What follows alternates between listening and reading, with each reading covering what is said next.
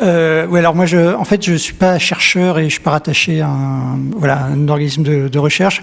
Je suis enseignant, enseignant vacataire à la Sorbonne Nouvelle en cinéma et à Nanterre en journalisme culturel.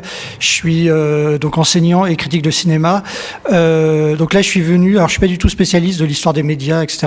Ça m'intéresse beaucoup, mais je suis venu par le cinéma, par la critique de cinéma, l'histoire du cinéma, avec un cas pratique qui est l'émission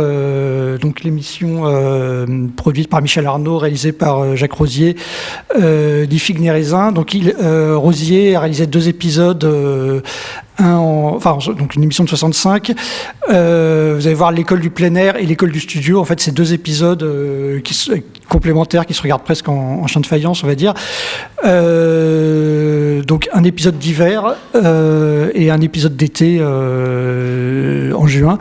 Alors là, je ne sais pas si tout le monde connaît l'œuvre et le profil de Jacques Rosier, qui est un cinéaste assez atypique, un cinéaste de la nouvelle vague, dont le cinéma a porté au pinacle un peu tous les principes esthétiques de la nouvelle vague, mais il a réalisé que 4 longs métrages. Et il y a le coffret, l'intégrale DVD Blu-ray qui est sorti l'année dernière avec ces 4 longs métrages. Mais vous voyez qu'il y a presque la moitié qui est théâtre, vidéo, télévision, qui a longtemps été une partie très passionnante, assez expérimentale et très peu visible, hormis les rétrospectives, etc. Donc c'est que depuis l'année dernière qu'on peut la voir sous la main. Et ça éclaire très bien son œuvre cinématographique. La nouvelle vague aussi, vous savez que c'est un cinéma qui a toujours aimé la chanson, la variété, puisqu'il y a il y a les apparitions de Bobby Lapointe dans Tirer sur le pianiste de Truffaut, il y a Jeanne Moreau qui chante dans Jules et Jim, Anna Karina dans Pierrot le Fou, et même qui sont des films, Jules et Jim et Pierrot le Fou sont des films assez graves, mais il y a des chansons, des parenthèses de chansons légères, on va dire. Donc c'est un cinéma qui a beaucoup aimé la variété au sens composite du terme. Et puis Rosier, son premier long métrage, Adieu Philippines, sorti en 62, le héros travaille à la télévision et c'est aussi un document sur les coulisses de la télévision de cette époque-là. Sauf que chez Rosier, et c'est ce qu'on va voir, je pense que ça influe beaucoup son œuvre télévisuelle, dans Adieu Philippines, en tout cas, la télévision, c'est le lieu de la hiérarchie. C'est-à-dire que le personnage, c'est une petite main de la télévision qui travaille dans l'émission de Jean-Christophe Averty. Donc a priori, c'est très prestigieux, mais c'est comme s'il travaillait à l'usine, en fait. Voilà. Et il cherche à s'échapper de cette ambiance. Voilà. Alors quand on regarde les génériques des émissions, vous voyez que c'est aussi des choses très composites, avec des génériques des noms assez prestigieux, et tout ça est très mixte. Qu'il y a alors c'est des émissions sans présentateur, c'est des enchaînements de numéros vraiment comme une revue de cabaret, une revue de cabaret. Il y a en tout cas dans le premier, il y a Pierre Richard et Victor Lanoux qui forment un duo comique, qui font un peu les fils rouges, qui font pas les présentateurs, mais enfin qui reviennent de manière récurrente. Mais il y a aussi une musique composée par Antoine Duhamel, qui la même année composera la musique de Pierrot le Fou de Godard. Il y a les ballets typographiques de Massin pour l'aspect très expérimental 2D, et surtout toute cette mixité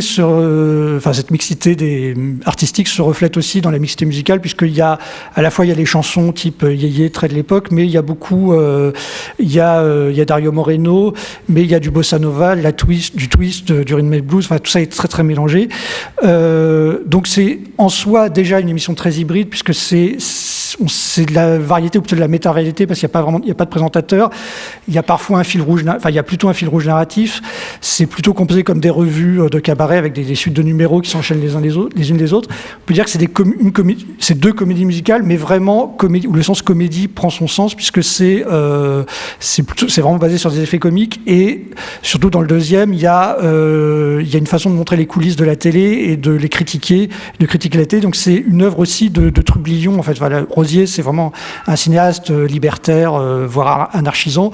Et quand alors je ne sais pas si c'est parce que en 62, Adieu Philippines sort, c'est un film qui est reconnu, mais qui arrive un peu après la bataille, après les révélations des films de Godard, de Truffaut. Donc il n'a pas un énorme succès public et il revient à la télé. Donc je ne sais pas s'il a une espèce de peut-être de déception, mais il revient à la télé pour un peu la perturber. Voilà, c'est un trublion. Voilà, c'est quelqu'un qui vient. Alors ce serait bien qu'on regarde peut-être le tout début de l'épisode 5, de Ni figue ni raisin 5, celui qui est tourné à Courchevel, dans la neige.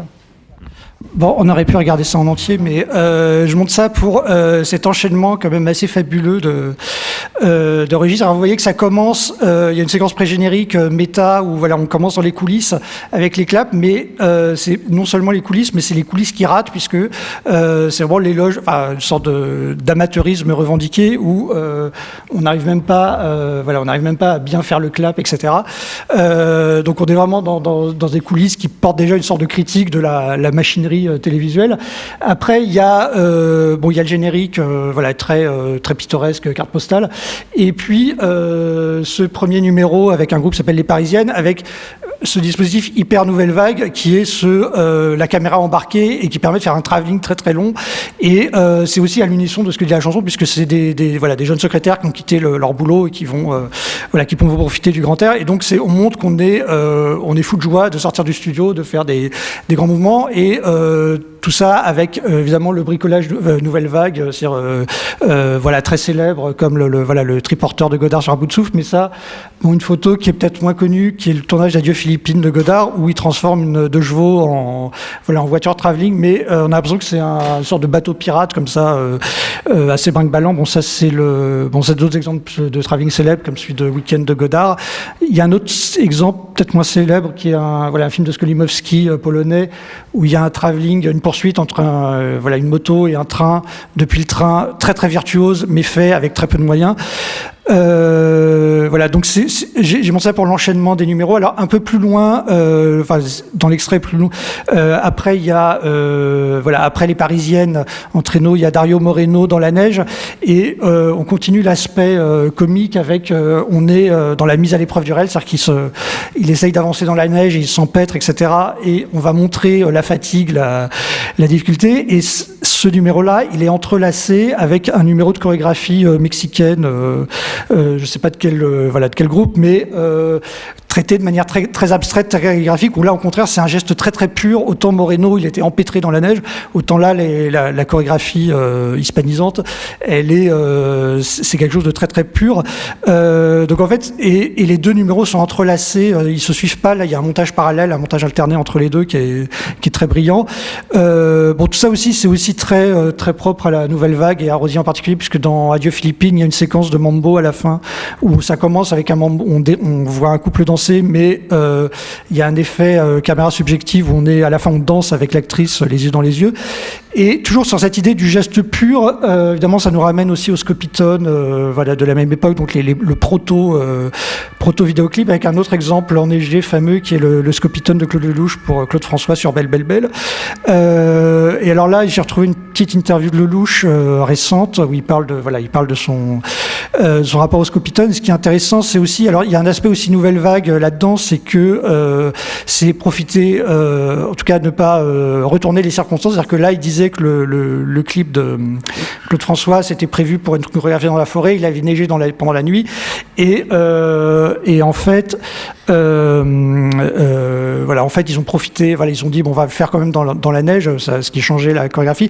Mais la stratégie de Lelouch, je sais pas s'il dit là. Il a mis de l'antidérapant. Il a mis de l'antidérapant sur les semelles de Claude François pour qu'il puisse danser quand même. Et pour moi, il y a deux écoles de cinéastes. Il y a ceux qui mettent de l'antidérapant et ceux qui en mettent pas. Et clairement, Lelouch, il met de l'antidérapant. Rosier, il veut surtout pas en mettre parce qu'il veut que ça dérape.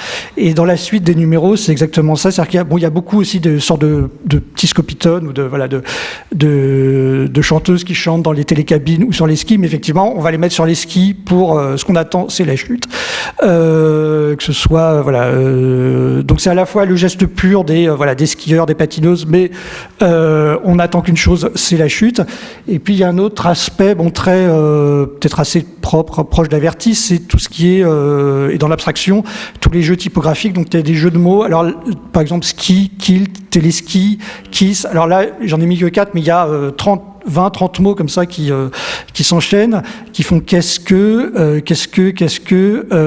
on arrive à Let Kiss, et en fait Let Kiss, c'est le nom d'une danse, qu'on danse soit dans un chalet, soit par une magie de raccord qu'on redanse à l'extérieur. Dario Moreno, il joue le Yeyeti. Donc en fait, c'est vraiment l'idée de la revue au sens presque graphique ou typographique du terme. C'est-à-dire on joue avec des mots, on fait des jeux de mots, et c'est une idée à la fois très proche de de Godard et d'Averti aussi, c'est que les jeux de mots deviennent des jeux d'images. En fait, voilà, et c'est difficile en fait de choisir des extraits de l'émission parce que tout s'enchaîne comme ça par allusion ou jeu de contraste, etc. Voilà. Et puis autre tableau fameux, c'est pour la première fois à la télévision. Attention, Anna Karina, qui pourtant était déjà très connue au cinéma, qui fait un numéro dans la neige un peu à la Marilyn, un peu voilà chanteuse avec des hommes qui tournent autour d'elle. Alors bon, Rosier dit qu'il a pris au mot Godard puisque dans Une femme est une femme, il y a déjà des velléités de comédie musicale. De velléités de comédie musicale, c'est juste avant, enfin un peu avant Anna de Koralnik, l'autre réalisateur de Ni figue ni raisin. Donc c'est un tableau qui est entre les deux où Karina qui est déjà auréolée de son statut d'icône de la nouvelle vague arrive à la télé. Alors la chanson elle est très intéressante, s'appelle C'est fou les hommes. Alors c'est une chanson qui a été composée que pour l'émission, qui est pas sortie, qu'on peut retrouver sur YouTube. Donc c'est une émission dont les paroles sont de Remo Forlani. Alors aujourd'hui peut-être qu'on lirait ça différemment puisque ça commence par toujours les hommes m'assiègent, qu'il neige, qu'il pleuve, qu'il gèle, toujours il me harcèle. Ça commence sur un ton assez les paroles dramatiques.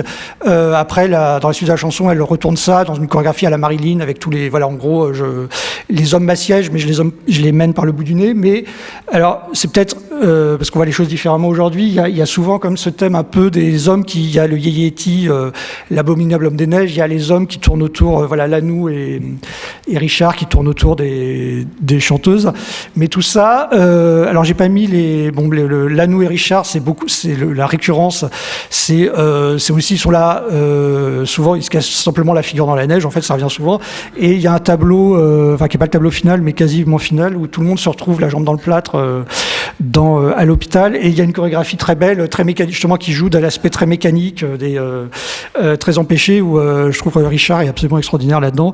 Et puis le tableau final, justement, c'est comme le générique, on revient au pittoresque. Là, c'est Étoile des neiges sur le mode La bergère et le ramoneur, mais évidemment, ça se finit avec un gadin dans la neige, puisque on ne peut que chuter, que tomber. Alors c'est intéressant de voir ça avec l'épisode pas suivant, l'épisode qui est, pas numéro 8, donc 3 mois plus tard, mais qui est le premier, c'est un épisode d'hiver dans la neige en extérieur. Là, c'est un épisode d'été, mais en studio, et très très abstrait, très très artificiel. Donc, et là, donc c'est Ni figue ni raisin de Corinthe. Et là, on voit les artifices du studio, les grosses caméras, le décor en carton-pâte très très sommaire. Et puis le premier carton, c'est là, on n'est pas du tout dans l'émission de variété, a priori, on est vraiment dans la dramatique télé, puisqu'il y a Jason et les Argonautes qui vont à la conquête de la Toison d'Or. Il y a un premier tableau aussi avec Pierre Richard, Pierre Richard qui mène sa troupe. Dans la troupe, il y a des musiciens de bossa nova, c'est aussi très mix. Et il y a Dalida, qui est on va dire la vedette, mais qui est pas annoncée en tant que vedette. En fait, elle vient s'intégrer dans la troupe. Et il y a un premier tableau de groupe où ils dansent tous ensemble dans un décor très où il y a un bateau très stylisé, hyper stylisé, vous allez voir, très très rudimentaire. Donc ça a l'air de commencer un peu comme une comédie musicale, même si c'est fait avec des moyens assez pauvres, mais en tout cas sorte de tableau de groupe, etc. Mais comme une opérette, c'est-à-dire on va raconter une histoire. C'est pas il y a même plus de numéros, de numéros qui se suivent. Alors, c'est un extrait assez différent, alors qui reprend en fait beaucoup aussi de. Qu'est-ce que c'est ? Ouais. Alors, c'est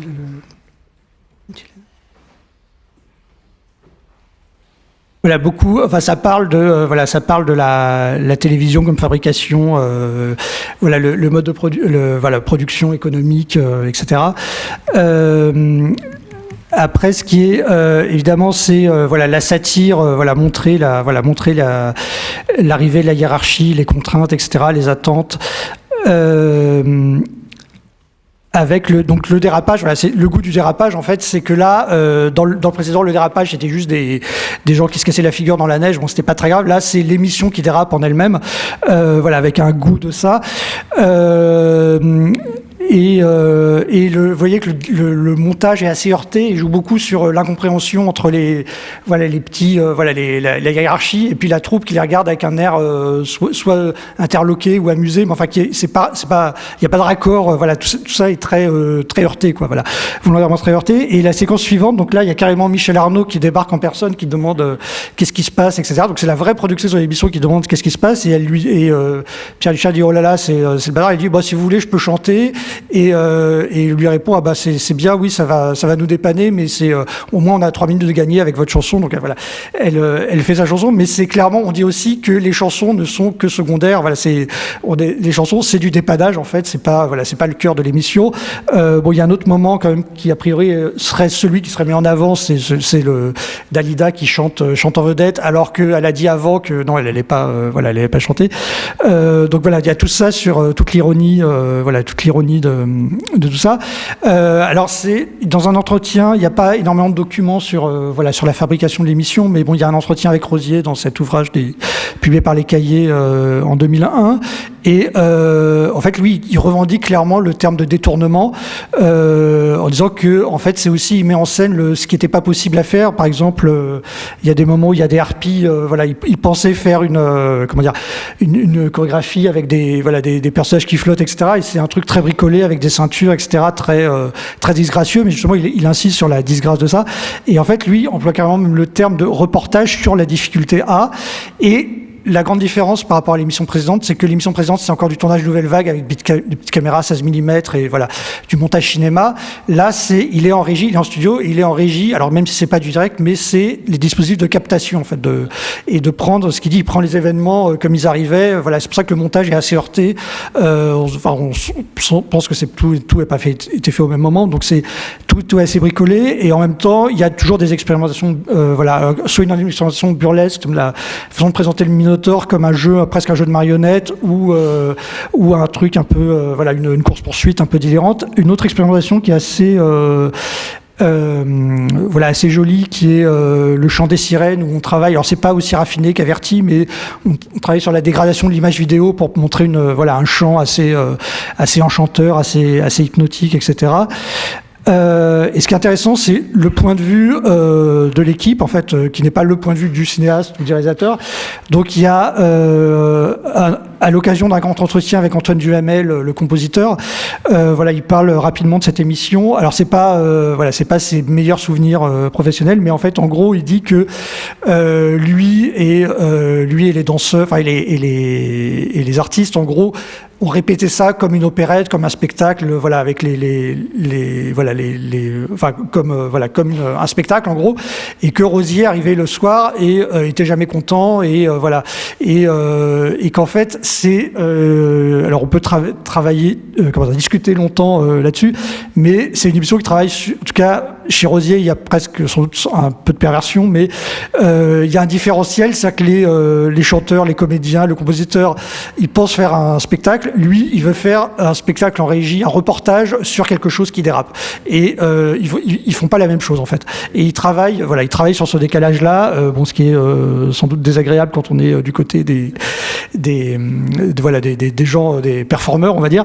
Après, autre moment fabuleux, c'est il y a le gag sur, on va encore recevoir des lettres d'insultes avec le courrier qui tombe, et il y a un autre moment où il y a on met carrément en scène, un peu dans la même veine que la hiérarchie qui débarque, des spectateurs qui disent que ça va pas, c'est n'importe quoi. Et Rosier dit clairement que dans les paroles de ce numéro, c'est le courrier des lecteurs du précédent, du numéro 5 qui était, en gros, ils avaient mis en musique les courriers des lecteurs, mais effectivement, cette émission était la dernière a aussi fait scandale. Donc ça anticipait déjà le scandale quelque part. On peut dire qu'il y a même un désir de désordre, de scandale, etc. Et après, ce qui est intéressant, évidemment, c'est les arguments des téléspectateurs. C'est nous, on paye nos impôts, on paye la redevance. C'est toujours les mêmes.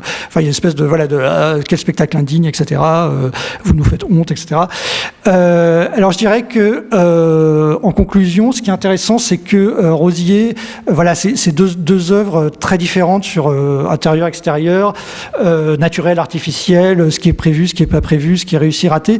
Et pour moi, c'est vraiment dans la continuité de son maître Jean Renoir, quelque chose d'assez paradoxal, parce qu'il y a un double mouvement de, voilà, quand on parle du cinéma de Renoir et du cinéma de Rosier, bon, ça c'est Rentrée des classes, qui est le premier court-métrage de Rosier, qui est un court-métrage magnifique sur justement une leçon de choses sur un enfant qui, le jour de la rentrée des classes, va pas à l'école, mais préfère suivre une rivière, et c'est une vraie leçon de choses sensorielles, voilà, très dans la lignée d'une partie de campagne de Renoir, mais une partie de campagne, c'est aussi un film inachevé, un film maudit que Renoir a renié, parce que le tournage s'est arrêté au milieu, ça a été rafistolé au montage, etc. Donc c'est un film de 40 minutes, mais qui est très beau pour son aspect inachevé, parce que le rafistolage crée des accélérations, des effets, des jeux de montage, d'accélération de récit totalement incroyables, qu'il n'y aurait peut-être pas eu dans la version longue, si elle avait existé, etc. Mais en même temps, il y a un peu de Renoir. Il y a le Renoir naturel, enfin de la nature, du plein air, on va dire.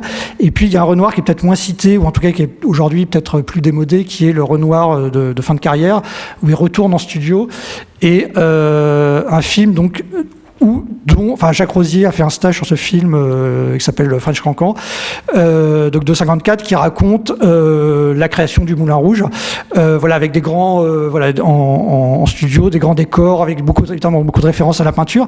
Mais ce qui est beau dans French Cancan, c'est l'histoire de Montmartre, enfin du peuple de Montmartre, qui est dépeint comme un petit village, qui invente son théâtre et son spectacle. En fait, il y a beaucoup de thèmes de Renoir sur le film sur le théâtre et sur le rapport de la scène et des coulisses, mais là il y a un troisième terme, c'est le rapport entre le public et le spectacle. Donc il y a voilà, c'est un triangle entre scène, coulisses et public, et on peut se demander si justement la télévision au sens large, c'est pas un peu comme comme le French Cancan, c'est-à-dire que c'est un spectacle dont on peut discuter longtemps de la qualité ou de la noblesse, etc. Mais c'est un spectacle qui se justifie par le rapport, par le rapport au public. Et peut-être que dans cette façon-là, Rosier a peut-être aussi prophétisé, en mettant en scène alors je sais pas du tout si c'est la première occurrence d'une critique de la télé à la télé, ou la façon de mettre en scène à la fois la direction et les téléspectateurs, etc. Ou si ça a été fait avant, etc. Mais on peut dire que ça parle aussi du rapport populiste, la dimension populiste de la télé dans laquelle on baigne depuis maintenant. Alors le tableau final, il y a un tableau final quand même un peu optimiste, Deus Ex Machina, avec le producteur américain qui vient sauver tout son petit monde, et une grande chorégraphie de groupe. Mais on peut se demander, sur l'aspect un peu cheap de tout ça, parce que le modèle de Rosier, c'est Minelli, c'est toute cette comédie musicale qui travaille sur les artifices, etc., mais avec les moyens d'Hollywood. Là, il n'a pas les moyens d'Hollywood, donc il y a un peu de ça, même s'il met en scène un peu le côté, à nous deux Hollywood à la fin. Et alors, on se demande si il n'y a pas un double complexe. Il y a le complexe de, Rosier, c'est un cinéaste qui, pour différentes raisons, revient à la télé, et peut-être que il met en scène le rapport télé-cinéma, mais sur un mode un peu de complexe, etc. Mais s'il n'y a pas non plus le rapport du cinéma français par rapport à Hollywood, puisque moi j'avais interviewé Rosier en 2017 au moment de des premières rénovations de toute son œuvre, et il me disait que son rêve absolu, c'était la comédie musicale millénienne hollywoodienne, c'était son absolu cinéma, et que toute sa vie il aurait rêvé de faire ça. Mais en fait, ce que je trouve assez fabuleux, c'est que je me demande si ce rêve il a paralysé dès ses tout débuts de cinéma, avec le début d'Adieu Philippines. Alors je sais pas si on a le temps encore de voir mais en tout cas je vous encourage à voir Adieu Philippines, mais au début d'Adieu Philippines, c'est dans les coulisses de Jazz Memories, donc une émission réalisée en direct par Averti. Et ça joue beaucoup sur la dialectique entre la lourdeur de la machinerie télévisuelle et l'agilité des petites caméras, des petites caméras 16 mm.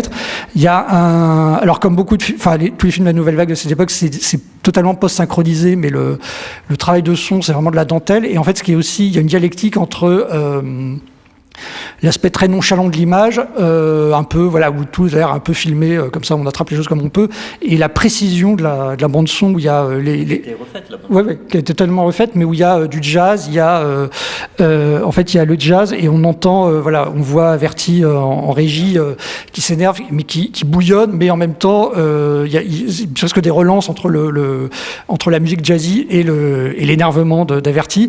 Et cette séquence, en fait, donc le personnage, voilà, qu'on voit là, lui, c'est aussi une petite main, mais assez nonchalant, et donc il flâne.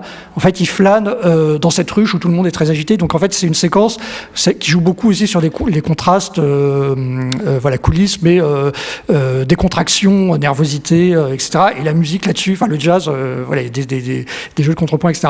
Et quand on regarde, donc je encourage à voir ou revoir cette séquence, mais pour moi, c'est vraiment un absolu de comédie musicale et dans sa façon de transformer aussi la lourdeur de la machinerie en quelque chose de très très très léger, très fluide. Donc voilà. Donc en fait, Rosier, il avait déjà fait son rêve de comédie musicale dès le début. Après, il est revenu là-dessus comme ça, comme un motif, et un motif qui va saboter, voilà, qui va auto-saboter, puisqu'il y a une partie aussi dans son travail de, voilà, libertaire, anarchiste, mais aussi contre lui-même. En fait, c'est ça qui est assez perturbant, c'est qu'il veut que ça dérape, y compris que sa propre production dérape. En fait, voilà.